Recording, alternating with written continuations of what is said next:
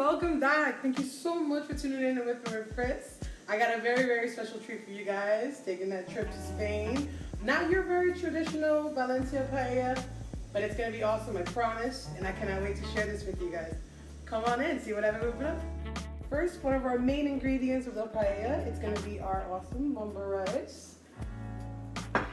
We also got some marinated chicken. We got my favorite eggplant. We got a little olive oil drench with some chili peppers. Yummy, so delicious. We also have our asparagus spears. These are also one of my favorite veggies. And never ever leave home without it. I swear you can put it on yourself if you need to. Our awesome saffron. Now this gives it the color, the taste, like everything you're looking for in a paella. It's all in this little magic here. But then of course, it's everything else, right?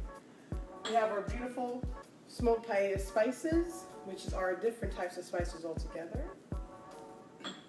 And our amazing chicken garlic sausage in replacement of morcilla. We also got our homemade sofrito. This one's a little bit different from our last video, but I'll show you guys why. Let's put this puppy together. All right, so first we're gonna go ahead and start with our bomba rice. You can see right here. Now we're gonna toast this bomba rice, and we're gonna just keep flipping it. You make sure your pan is nice and hot. What we're gonna do here is make sure that it's nice and toasty. And the way for you to realize that is to see the translucent color. So as you can see it right now,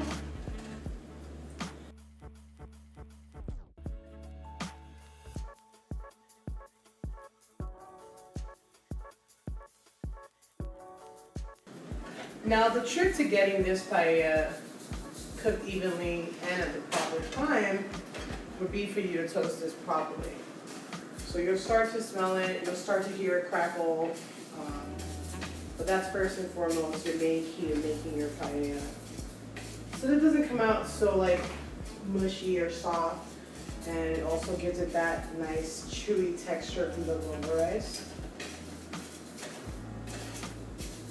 Here, it's got a few minutes here.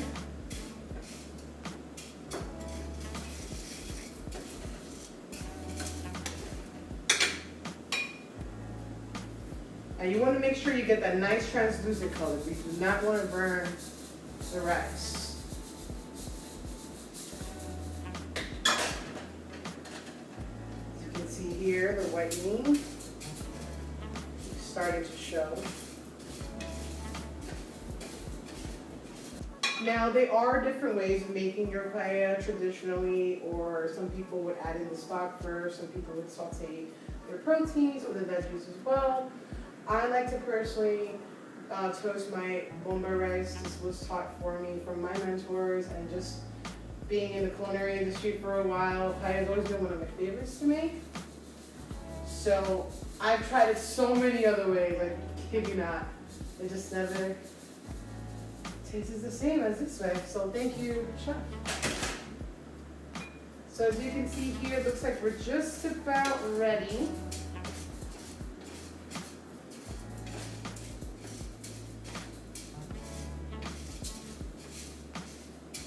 Almost there. Oh, you gotta smell the stock. It's so aromatic. I love the smell there. I can literally use it as a candle.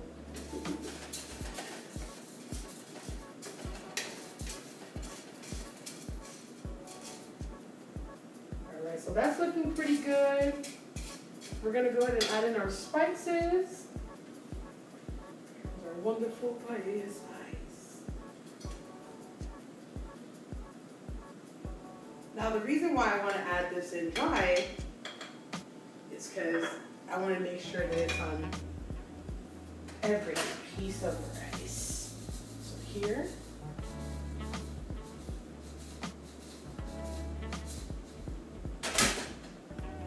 we're pretty much also toasting the spices. Man, I tell you, the more you toast your spice and then you add in that beautiful hot stock, oh, you're gonna get so many flavors. Especially when you add in with the fat.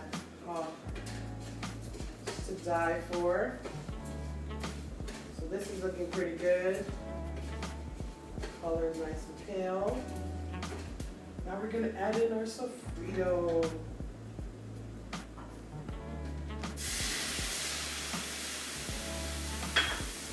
That sounds good. It's like music to my ears.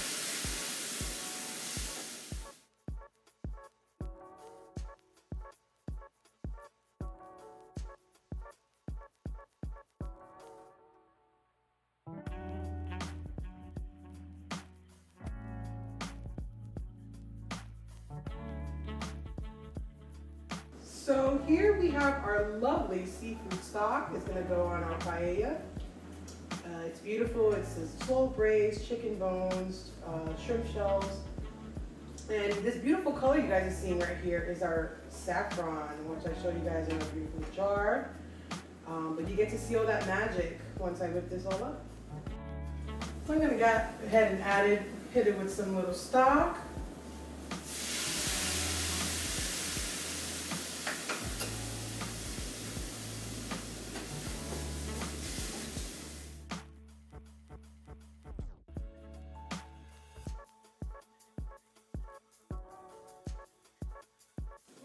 Spices are not playing. I can finally breathe. I can honestly say my allergies are finally gone. Thanks to you, Kyla. Okay. So let's see. Now that this is all nice and green, I'm gonna go ahead and add some more stock.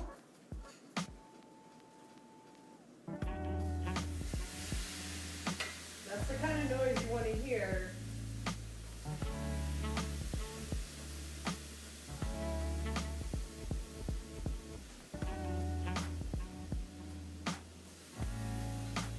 You also got to make sure your stock is nice and hot, boiling as you're making this. Otherwise it won't work.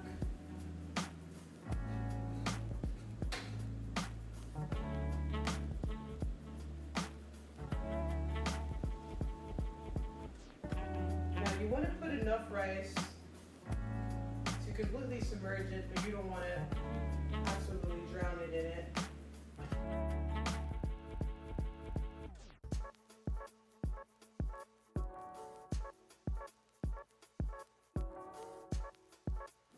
So it looks like we got enough liquid in here for our first round. Let me go ahead and taste this. Oh yeah. Oh yeah. We're on the same page.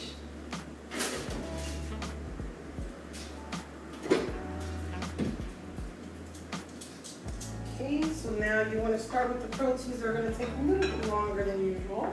I'm going to go ahead and start with my chicken.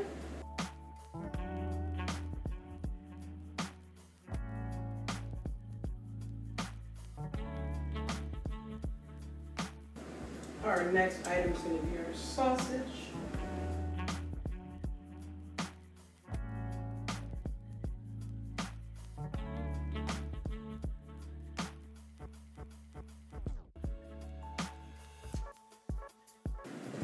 So now I do have a little, sort of a different trick for our paella. I will be sauteing the veggies on the side. Because even though you can cook it with the rice and the water as it's going, but I also wanted to have that char taste. Just complements the pimienta so much, the spices on the paella.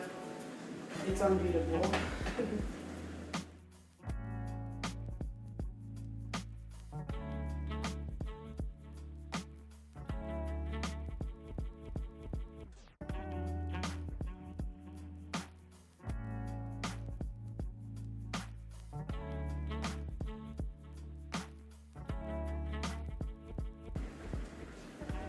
So in order to saute our veggies, I'm going to add this pan right here on the side. We're going to start with bell pepper.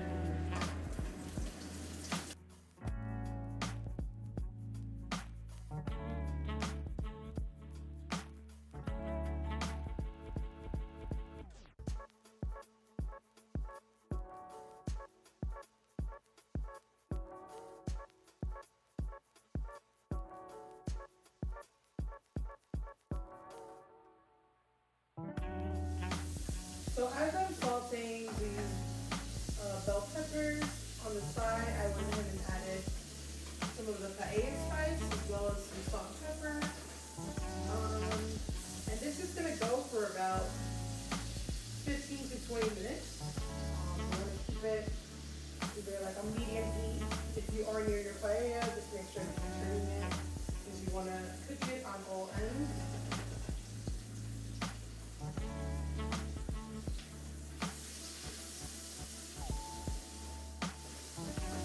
Now this is going to bubble until it's completely dry, and you're going to get to hear the sound of what is called the sofrito. Now the sofrito is what's in the bottom of the pan, and it's very traditional. It's very it's more like caramelization of the rice at the very end, and when you're cooking it. It's like a fine line between burning it, but it also gives it that beautiful taste. And when you're adding in your clams or your mussels, you can definitely taste that charred flavor. But today I will be adding in that charred flavor with our veggies.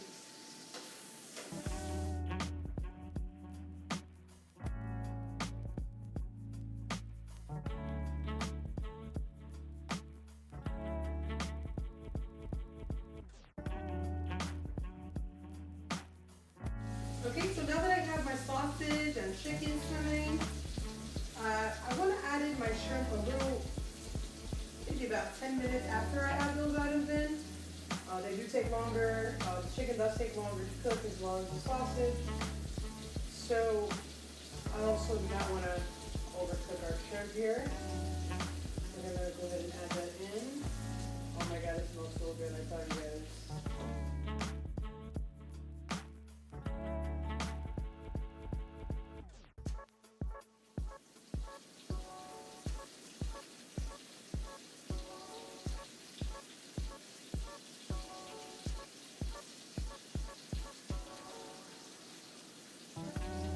Sure to have this recipe up as well. And if you guys have any questions, you can also, again, you can make this your traditional paella valenciana, which is again with the mussels, clams, chicken, sausage, sometimes lobster.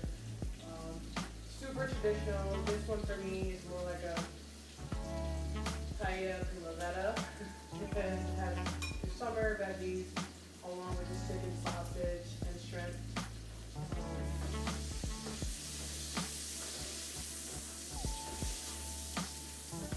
Something about the salted veggies that gets in there. I wanted to share this with you guys. You can see where my love is. Cool. So now that I have that, I'm gonna add in our awesome marinated eggplant. Something about the eggplant, it gives it a whole nother taste, you guys, honestly. Now you can grill them on the side and add it on top. I like to throw it in the pan with the veggies for more flavor.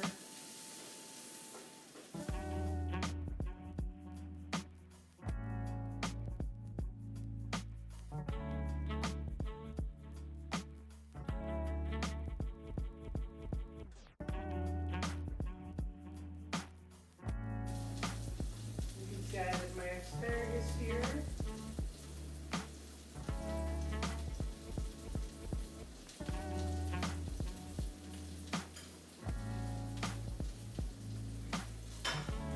You can see in some areas here it's getting a little drier. You want to cook it evenly, so you just want to keep turning that pan so it stops bubbling and all that water down here comes out.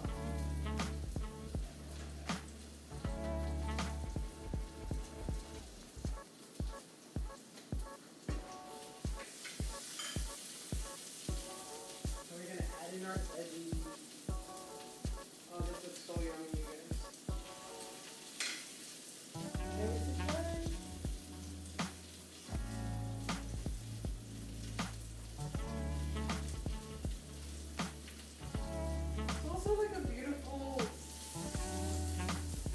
Colors, you know, it's a summer vibe. You need the summer vibes. Seems so nice.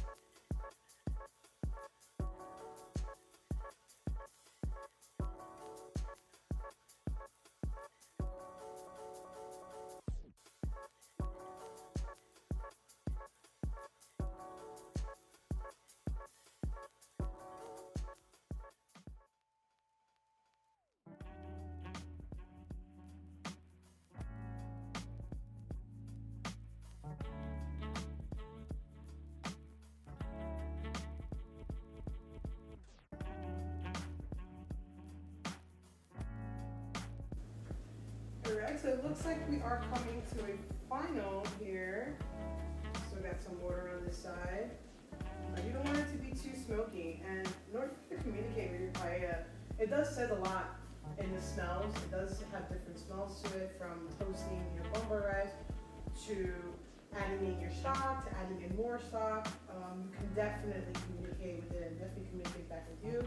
Right now, what I'm smelling is it's almost done. It's building that silk out on the bottom, but it's also still a little wet.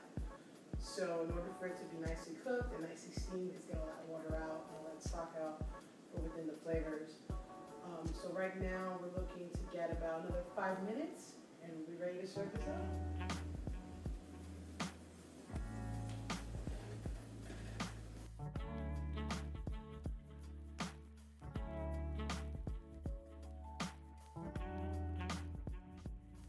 Alright, so here you have it, our final product.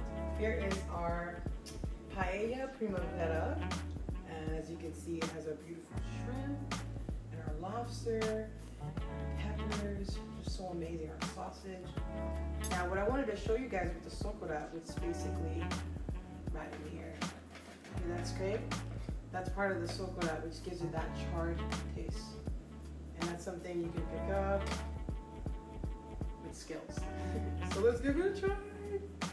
Ooh, but before that,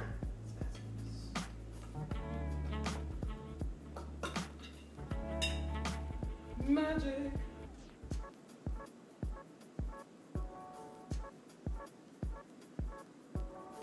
Our beautiful saffron, because it's gonna give it that All right.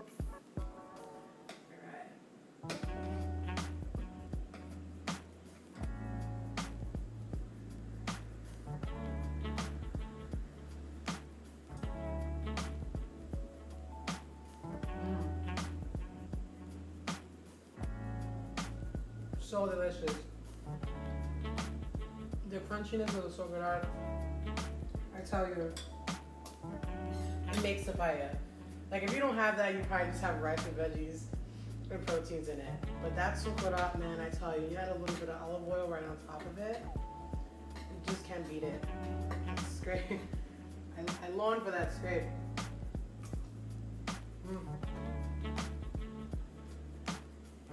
Absolutely beautiful. I will have this recipe up on the page. If you guys have any questions or just want to make like a seafood paella or even vegetable paella, I can definitely give you different variances. Do not forget to hit that subscribe button, guys. And also, if you have any questions about the recipe, I'll be more than happy to help you out with that as well. And thank you so much for tuning in. You've been with me.